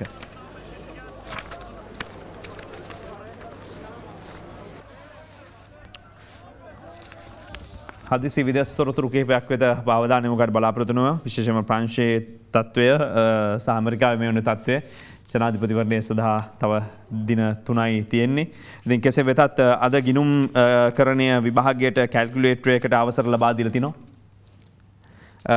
අද වසේ දිවෙන පුවත්පත කියන්නේ අපොස උසස් පෙළ විභාගයේ අද පැවැත්වෙන ගිණුම්කරණය විෂය සඳහා පළමු වරට සාමාන්‍ය ගණක යන්ත්‍රයක් කැල්කියුලේටරයක් භාවිතා කිරීමෙන් සිසුන්ට අවසරය ලබා දෙනවා කියලා විභාග කොමසාරිස් ජෙනරාල්වරයා කියනවා. මෙවර විභාගයේ පෙනී සිට සිසුන්ට අතිරේක පහසුකමක් ලෙස තමයි මේක ලබා දෙන්නේ.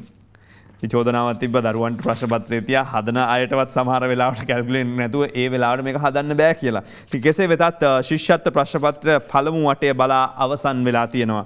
ඔක්තෝබර් 11 වෙනිදා ඉරිදා දින පවත්වපු පහේ ශිෂ්‍යත්ව විභාගයේ පිළිතුරු පත්‍ර පළමු වටේ ඇගීම් කටයුතු ඔක්තෝබර් 22 වෙනිදා සිට 30 වෙනිදා දක්වා පැවැත්වෙනවා.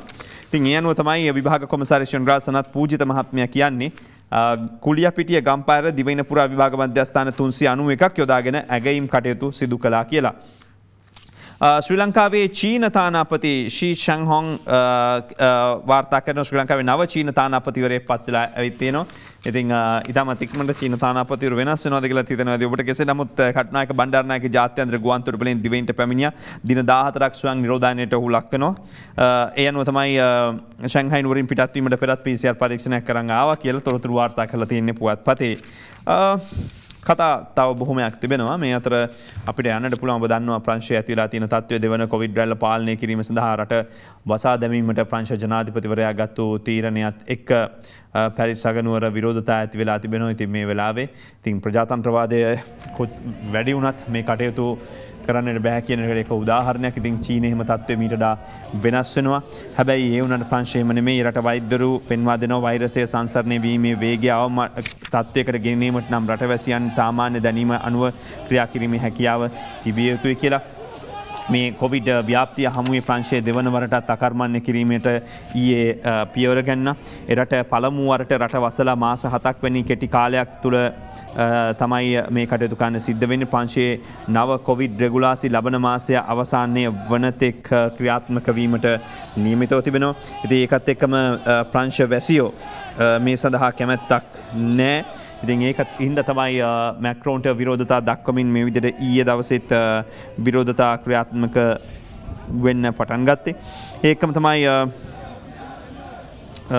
මේ තත්ත්වයක් එක්ක මේ වන විට ඇති වෙලා තිබෙන තත්ත්වයක් එක්ක මේ වන විට ඇඳිරි නීති පැනවා තියෙන. ඉතින් මේක තවත් වෙනත් අංශයන් ඔස්සේ වර්ධනය වීමට පටන් අරගෙන තිබෙනවා. මේ අතරම පොළොන්නරුවේ ජිම් එකක මත්කුඩු තිප්පලක් තිබෙන අසුණු පුවතක් වාර්තා කරන්නේ. ඇතුල් පිටු වාර්තාව පොළොන්නරුව අම්පාර මඩකලපුව සහ මයංගන ප්‍රදේශවලට මත්කුඩු බෙදා හරිය ස්ථානයක් කියලා තමයි මේ විදිහට වාර්තා වෙන්නේ. මේ ශ්‍රී ලංකාවේ වායු දූෂණය අසාමාන්‍ය ඉහළ යෑමක් පෙන්눔 කරන නිරන්තර අවධානයෙන් ඉන්න කියලා අපදා කළමනාකරන මධ්‍යස්ථානයේ ඉල්ලීමක් තියෙනවා. අපදා කළමනාකරන මධ්‍යස්ථාන නියෝජ්‍ය අධ්‍යක්ෂවරයා තමයි මේ පිළිබඳව තොරතුරු වාර්තා කරන්නේ. වායු ගෝලයේ අංශුමය ද්‍රව්‍ය ප්‍රමාණය සාමාන්‍යයෙන් පසුගිය දිනවල පැවති ප්‍රමාණයෙන් දෙගුණයකට වඩා ඉහළ ගිහිලා තියෙනවා. මෙම තත්ත්වය සංවේදී පුද්ගලයන් කෙරෙහි යම් බලපෑමක් ඇති කරන්න පුළුවන් කියලා තමයි දැනට තොරතුරු වාර්තා වෙන්නේ. නව ගුවන් හමුදාපතිතුමා සුදර්ශන පතිරණ මහත්මයා යනුව ගුවන් හමුදාවේ 18 වන ගුවන් හමුදාපතිවරයා වශයෙන් තමයි ආ වයිස් මාර්ෂල් සුදර්ශන පතිරණ මහතා ජනාධිපති ගෝඨාභය රාජපක්ෂ මහතා විසින් පත් කළ තිබෙන්නේ. නව තනතුරට පත්වීමට පෙර ඔහු ගුවන් හමුදා මාණ්ඩික ප්‍රධානී වශයෙන් කටයුතු කළා. විශේෂයෙන්ම එතුමා 1985 දී තමයි සේවයට වැඳලා තිබෙන්නේ. ඉතිහාසය මතක් කරනවා නම් ඉතින් ඒත් එක්කම සඳහන් කරන්න පුළුවන් කරුණු ගණනාවක් තිබෙනවා. විශේෂයෙන්ම කපීර් බලකායට අණ දුන්නා ඔහු. ගුවන් හමුදාව සතු ප්‍රහාරක ජෙට් යානා මෙහෙයුම් නීලම් යුද්ධ ඉතිහාසයේ දක්ෂතා පෙන්වූ වක නව ගුවන් හමුදාපතිවරයා මෙරට පළමු මිග් 27 යානාව රැගෙන නිලධාරියා බවට පත් වෙනවා. 1900 ශ්‍රී ලංකා ගුවන් හමුදාවට 1990 සුපර්සොනික් වර්ගයේ F7 ප්‍රහාරක යාන රැගෙනීමේ තෝරාගත් පළමු ගුවන් නියමුවන් 6 දෙනා අතරට ඔහු ඇතුළත් වුණු කෙනෙක්. ඉතින් අපි අත් සිහිපත් කරමින් අපි කෙටි විරාමයක් සඳහා යමුලා විත් ඔබට කාටුන් ගෙනෙනවා. දෙරණ අරුණ Sri Lanka's breakfast show. අදත් කාටුන් බලන වෙලාව ඇවිල්ලා තියෙන්නේ. දැන් වැඩේ වෙලා තියෙන්නේ පොම්පියෝ ඇවිල්ලා එක පැත්තකින් කියනවා අනිත් පැත්තෙන් ඉංග්‍රීසියෙන් අපිට මෙහෙමයි කියලා. එහා පැත්තෙන් අපිට චීනෙන් ආපු අපේ චීන කොමියුනිස්ට් පක්ෂයේ නායකතුමා අද්දු කණ්ඩායම ලං කියලා තියෙන්නේ උපනායක ඇතුළු කණ්ඩායම මැන්ඩරින් වලින් මෙහෙමයි කියලා. එහෙන් ඉංග්‍රීසි මේ මැන්ඩරින් කියන්නේ මොකද කියලා අපේ සිංහලෙන් කතා කරන දමිළ භාෂාවෙන් කතා කරන අපේ රටේ මිනිස්සු එකපාරට අසරණ වෙලා. මෙන්න කියලා වැඩක් නැහැ. පොම්පියෝ එද්දි විරුද්ධණු ජවිපේ චීනෙන් එද්දි සද්ද නැතුව හිටියලු. එහෙනම් එයාලත් එකවර චරිත දෙකක් රංගපානවා කියන එක නෙවෙයි කතාව. කාටුනේ කියන්නේ එහෙම Facebook MCC වගේ givisුමක් අත්සන් කරන ආණ්ඩුවක ඉන්නේ නැහැ කියලා විමල් කියන්නේ. අර 20ට වගේ සංවේදී වෙයිද කියලා කවුද දන්නේ? ජනාධිපතිතුමා කතා කරලා කිව්වෙන් පස්සේ තුමට සංවේදී කාරණයක් තියෙන්නේ කියලා කිව්වොත් එහෙනම් මොකද කරන්නේ? මෙන්න පුරසාරක්. පාස්කු කොමිසම කොවිඩ් නිසා නවත්තලලු. පස්සේ ආයි පටන් ගන්නවලු පුරන් ඒ වුණාට. ඒක හොඳයි. චිත්‍රපටවලත් මැද විරාම තියෙනවනේ කියලා කියන්නේ. ඉතින් කොමිසම එහෙම චිත්‍රපටයක් කියන එක නම් හරිද කියන එකයි අහන්න තියෙන්නේ. බෙම්පියා දේශපාලතුමා වීරවංශ මහත්මයා කියන MCC ගිවිසුම අත්සන් කරොත් ආණ්ඩුවේ ඉන්නේ නැහැ කියලා. කොහෙද ඔය දුවන්නේ දේශපාලනතුමාගෙන් අහනවත් දවසේ මේ බෙම්පියා අස්සන් කරවන්න දුවන්නේ කියලා කියනවා. ඒ අනුව මොකක්ද අස්සන් කරවන්නේ? චමෝත් පද්මශ්‍රී ස්ට්‍රයික් එක ඉවරද ලොක්කා සංවේදී කතාවක් කරලා දැක්කා. එතකොට ඉල්ලීම් ඒවා පස්සේ දෙන්නම් කො නොදුන්නොත් එම ආයිත් සංවේදී කතාවක් කරනකම් ස්ට්‍රයික් එක කරන්න වෙනවා. සංවේදී කතා සහ ස්ට්‍රයික් තමයි මේ අතර පංකජ රුවින්දගේ කාටුනේට ඉස්සෙල්ලා අපි ජෙෆ්රිගේ කාටුනේට යනවා. චීනයේ අතේ ඉන්න ලංකාව කියන පොඩි දරුවව අද දවසේ MCC කියලා පොඩි ලොලිපොප් එකක් දීලා අරගන්න හදනවා කියලායි කියන්නේ පොම්පියෝ මහත්මයා ඇවිල්ලා. මේ අද දකින්නේ ජෙෆ්රිගේ කාටුනේ. මම හිතන්නේ ඔබ මේ දකින්නේ නම් වෙන කාටුනයක්. කෙසේ වුණත් ඒකත් බලමු 30 විසගිනාවැස්ස කොහොමද මගේ වැඩ කියාගෙන මේ යන්නේ වෙන කවුරුත් නෙමෙයි අපිව තලාගෙන කොවිඩ් තමයි මෙන්න අද දවසේ ඒ කතාව. මේ අතර යාළුවේ බොහොම ඈත තියෙනවා ලස්සනට වතුර පිරුණු නිල් පාට දිය පිරුණු විලක් මම ගෙනිහිලා දාන්න දහසින් කියලා ඉවරලා අහපු කොක්කු දෙන්නගේ කතාව ඔබ හොඳට දන්නවා. පුංචි කාලේ ඉඳලා අහපු කතාවනේ. අද MCC අත්සන් කළොත් මොහොතක් ආණ්ඩුවේ ඉන්නේ නැහැ කියලා කියනවා. අද දවසේ රාජපක්ෂ කොක්කු දෙන්නෙක් ඔන්න මං හිතන්නේ මේ ගෝඨාභය මහින්ද කියලා අපි කියමු මේ ඉන්නේ අද දවසේදී. මේ අද අරගෙන යනවා හේලි ලස්සන විල පෙන්නන්න යනකොට තනි අතින් තමයි මේ ආණ්ඩුව කියන ගෝට්ටේ එල්ලිලා ඉන්නේ. ඉතින් කට වහගෙන හිටියොත් තමයි ඉබ්බා බේරෙන්නේ. හැබැයි යටින් යනකොට කොල්ලෝ පූ කියන්න ගත්තම කට ඇරියොත් ඒක තමයි ප්‍රශ්නේ. අද දාසගේ කාටුනේ තමන්ගේ ආරක්ෂාව තමන්ම සලස ගන්න වෙලාව වගේ කියලා අද දවසේ කියනවා හාල් සීනි අල ඔක්කොම එනවා පස්සෙන් ජනතාවගේ. අද අපි මොනවා කරන්නද කියලා කල්පනා කරනවා කියලා තමයි මේ කියන්නේ. කාටුනේ අවසානයේට අපි ගෙනෙන්නේ ඔබට කවිය අද දවසේ අනේද කියන්නේ තලන්ගේ කවිය. ඇමතිගේ විදෙස් ගරු ආරාධනය පිට ආබව පොම්පියෝ අමරේ කියන විට ඒකට පහර දෙයි විමලගේ යකඩ කට ඔහු බොරු කියන්නේ නැති බැව් දනිති රට.